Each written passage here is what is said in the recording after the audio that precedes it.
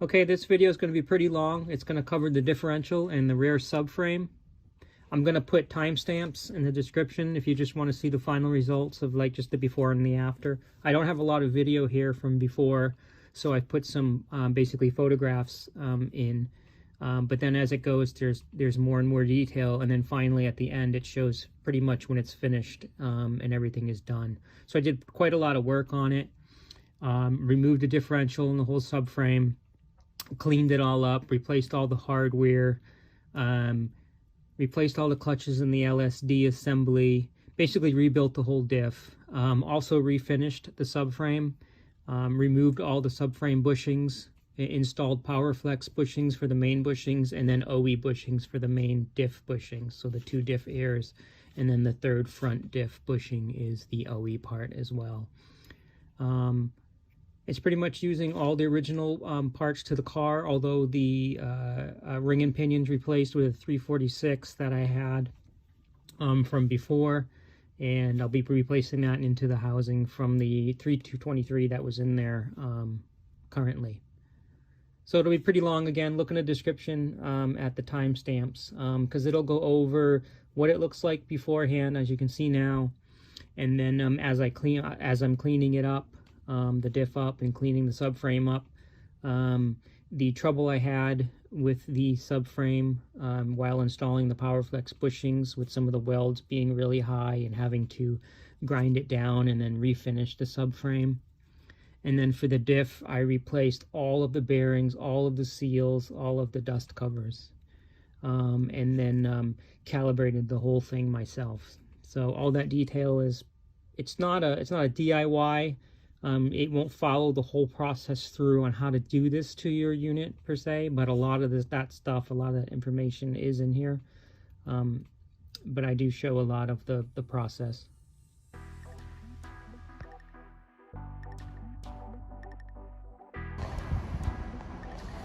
Okay, so here's what the diff housing looks like all cleaned up. The cover's been vapor blasted. Just wanted to see what it looked like. It cleaned up really well. I'm sure there's some hidden rust somewhere, but it's not even close to needing to refresh the whole thing. This is the original unit from the car. I have 2 of the BMW medium diffs. The 343 is going to go in here. And here's the inside of the diff.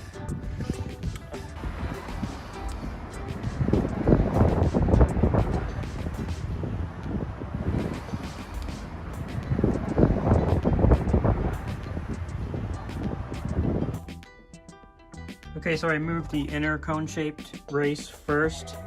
This is a stack up of what I was doing inside the unit.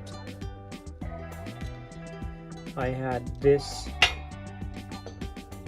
one from some other kits, and I pushed it up through the hole, turned it sideways, and then made it so it fit against the edge. And then I put this just to fill up some of the space, and then I have the piston or the pressing down on it. Took a little bit, but it popped it out. And now that I've done that, I'm gonna flip it over and then get the other race out for the outer bearing, the smaller one. And just to note, I've got tons of like press cups and receiving cups from various kits, just from Harbor Freight. They're really cheap, 60 bucks or whatever. I mean, I've got tons of them. And then this press is new. It's Harbor Freight. I bought it before I started this job to make everything easier. They've got like a 10 ton for like 150 bucks. This 20 ton is 200 bucks. I'll be using it for my business as well, but that's neither here nor there. If you've got space for it, don't buy all the other tools, all the little, you're gonna strip them all. You know, the ones with the threaded rods for removing bushings and installing bearings and all that. Just get a bunch of cups. You'll be able to have every size you need to do anything. And just get a press if you have room for it. It's very inexpensive and it's gonna make it way easier, and you'll find other uses for it. Okay, so I got the other race out pretty easily, but this is not very safe. I just had to stack up like 8 different cups or whatever. It'd be nice if you had a solid pipe or something to take up the space for the depth of the unit, because typical press bar is not going to allow you the room, and it's not very safe to have that kind of pressure pressing down on there, but it came out pretty easy. Okay, I'm gonna try to record. So I've got a couple cups in here, and I'm gonna press out the seal. Gonna make sure that that cup is not pressing onto the actual flange itself. Looks like it just popped, but I'm just gonna make sure, move this a little bit. And there it goes. Can't catch it with my hand. And seal is out. So I'm actually not pressing on the very outside. I'm actually pressing from the inside on sort of the rubber right around there where that writing is, and it's plenty to actually push out the whole thing. So it's pushing on this inner part right here, like right around there. So now I have the tapered edge of the old race against the tapered edge of the new race. It's got to be pretty perfect to get in there, because when it's fully seated, it's a little bit in further from this surface. It sits inside just a little bit, and you'll know when it's seated. Okay, I'm gonna check it, make sure it's seated.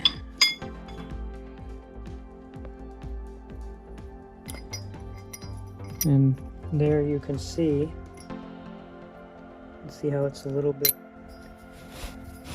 inset, and you could check and make sure that it's the same distance, and then from the bottom you can make sure it's seated all the way around.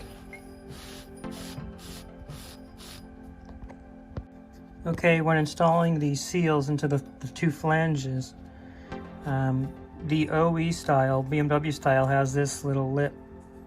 It goes in like this. Makes it harder to get a proper tool, unless you buy the proper tool to insert this. If you buy a Cortico and a few other OEM ones, it's flat like this. But a lot of the aftermarket ones are also like this. This is a BMW one. Not sure who it's made by. At any rate, I wanted the same. If there's any design difference, I'll go OE. So if you're using this style, none of the other pieces you took out from your 188 medium-sized diff are going to actually fit in there. So if you don't have a special tool, you'll have to find something. Might not be easy. I did find, I've got tons of different things, and I found this fits perfect. It was from, you may have one of these, it was this bushing tool set here. It's a Schwaben kit used for control arm bushings and stuff like that, and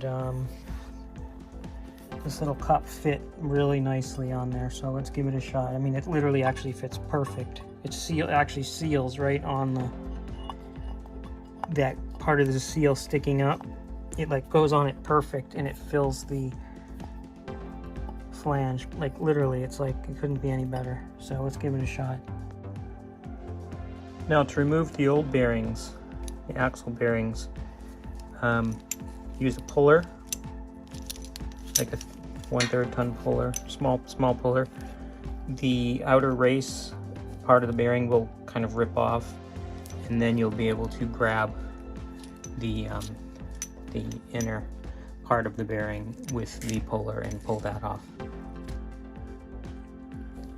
Okay, we got the LSD unit, replacing the two bearings using the inner race of the old bearing as the press.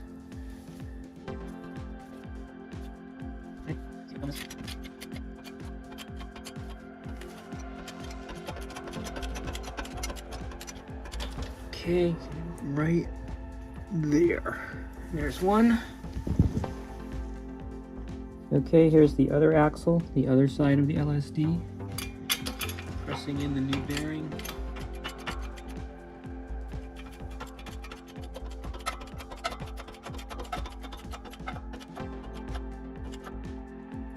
There it is.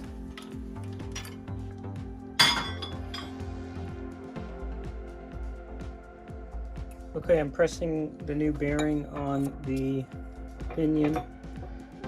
If you're doing this and you don't do this all the time, you don't have a special tool, you're going to need some sort of sleeve.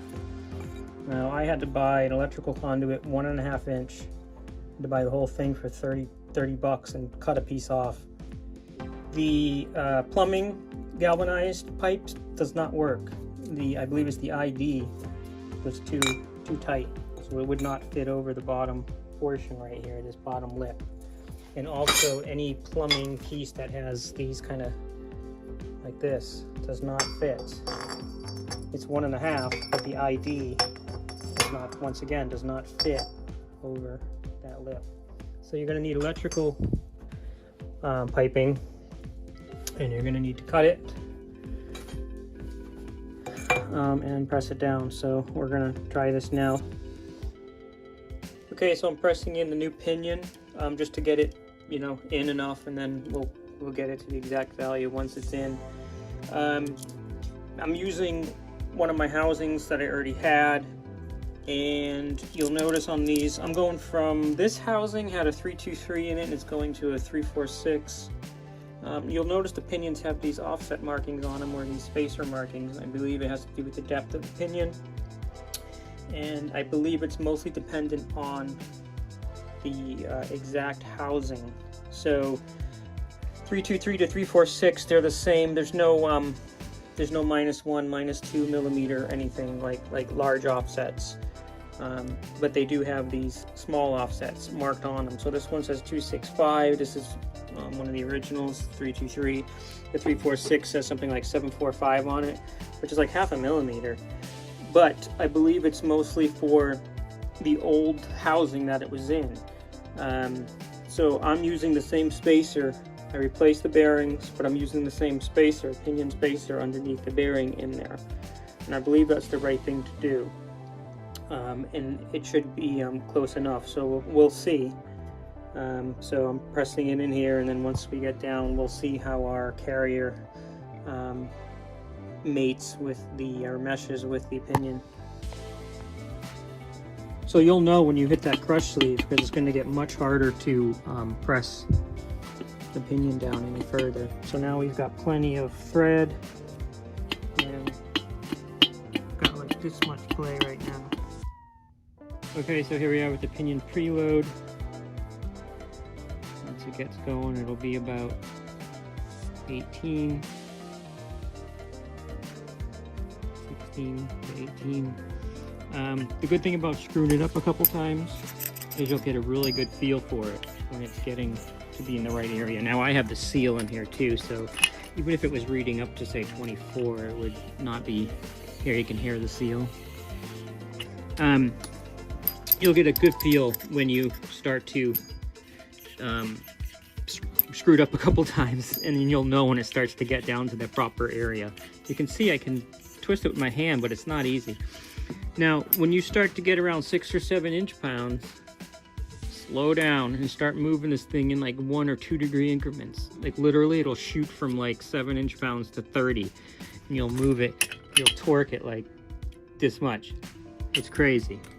I used this long wrench here, and then I used this yoke attached to it with an extra pry bar attached to that, or just actually had this guy stuck in there, and I used my body and just went small increments at a time, and I'll get there. But it's very, very easy to overdo it.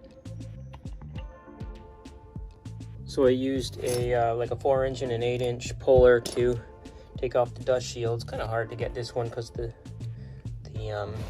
shaft is so long, so you need like an 8-inch puller. I probably could have left these on. Starting to get a little rusted or whatever, but the new parts actually look like remanufactured, like they've just been replated. They don't look much better. But anyway, I'm replacing everything while I'm in here. Okay, so I'm getting ready to finish rebuilding the LSD. I've got the new bearings on. Going to be replacing the friction discs, the clutches, and the dog ears. They don't look too bad. These have about 70,000 miles on them. Anyway, those will get replaced, and I'm going to be adding a third for a triple clutch setup. So I'll be replacing the spacer. So there'll be 3 clutches total. The stock clutch disc and dog ears are 2 millimeters each, so I'm using 2 millimeter parts. They're Porsche branded, but they're the same parts used in the BMW medium-sized 188 diffs. I ended up using a set of pressure plates from racingdiffs.com in a 1.5 way setup with a custom ramp, 30-degree XL, 60-degree deceleration. And lastly, I got a shim kit to make sure everything meshes properly. Okay, for the carrier preload, my original shims were both 1.63. Total of 3.26. I kept the sum the same.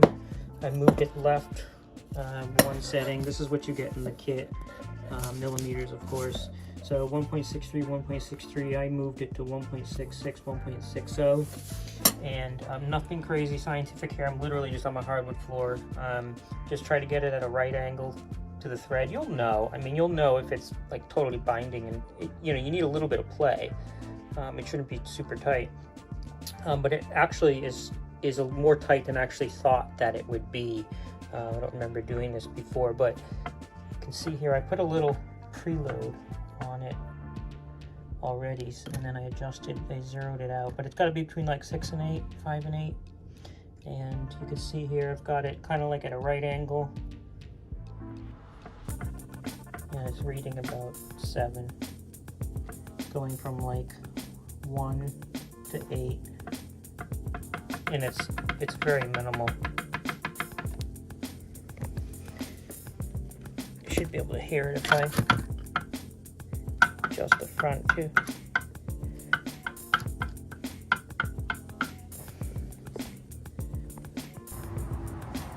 Okay, so I've got the subframe out looking at the bushings again. So I installed these, put it straight up to torque spec, and it actually ripped a little bit into the bushing and warped the newer, thicker washer, yellow zinc plated steel, like a little bit like a cone. This is the sort of new and improved washer. So what's going on here is these are 80 durometers, so they're not that hard to start with, but there's still a bump there. I mean, that weld is imperfect. It's going to be different on everyone's subframe. So I would recommend testing it. Now look at that. A big bump there. So I'm going to grind that down. Put another layer of 2-part chassis paint to take care of that, because it's going to split again if I try to torque it to spec. And again, these are 80 durometer. They're not the toughest thing in the world. This side is a little bit better, but still, look, it's never going to be flat the way it is right now. And then when you put this guy on, look, it's already, and you jack that thing up, it's going to want to split. Okay, so I hit it with some 50 grit on the grinder after the disc, and smoothed it out, made sure it was flat, tested the piece once it cooled down.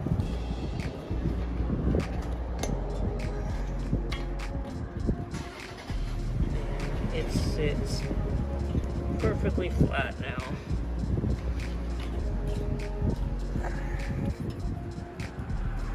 I get it in there.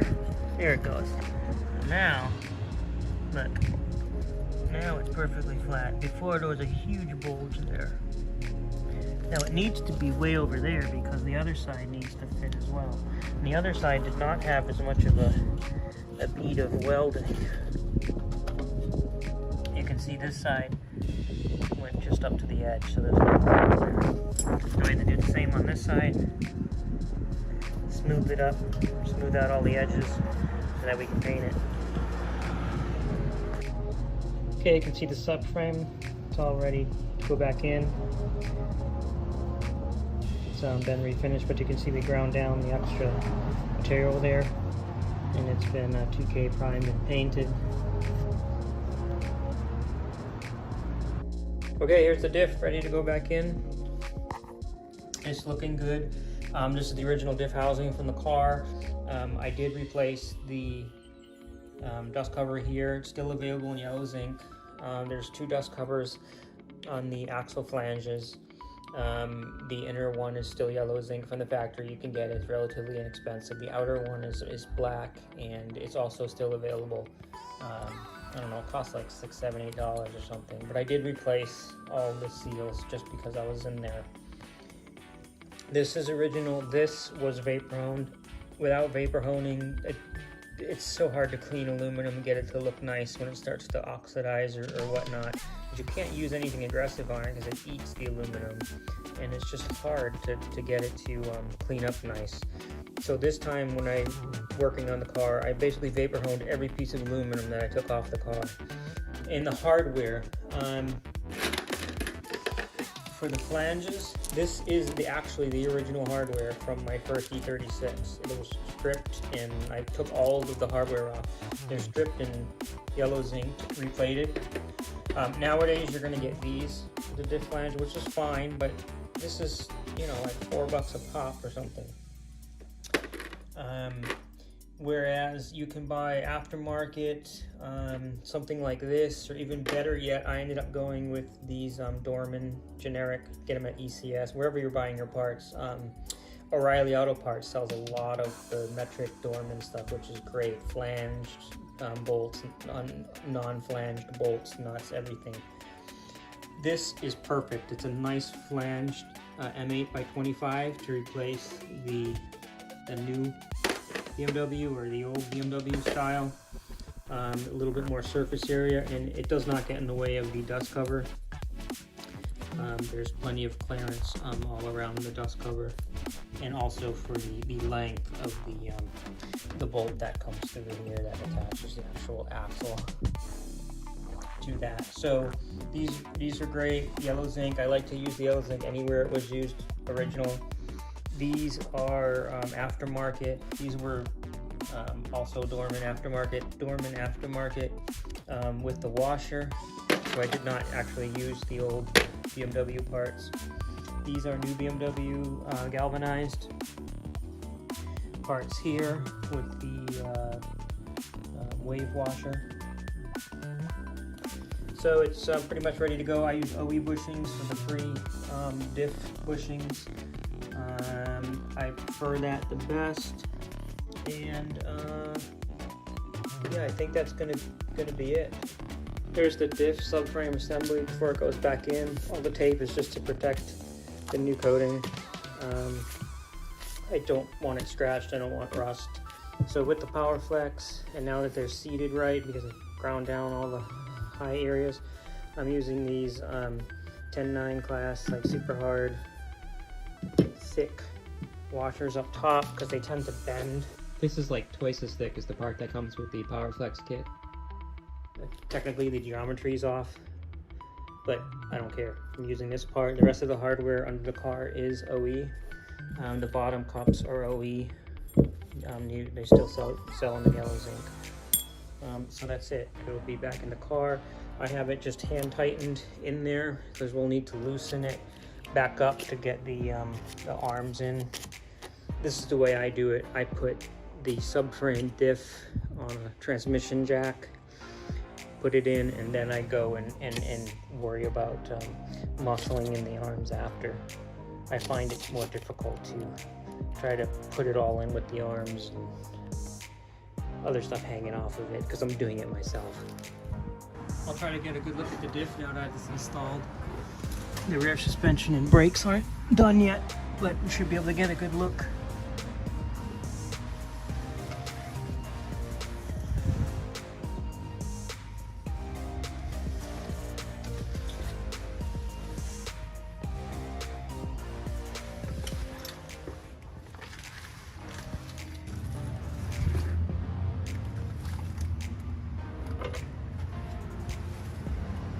This one doesn't have the axle hooked up yet. The other side does.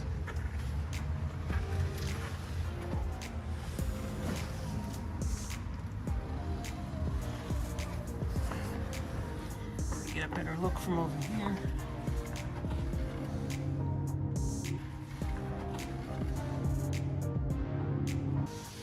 We'll see what it's looking like under here.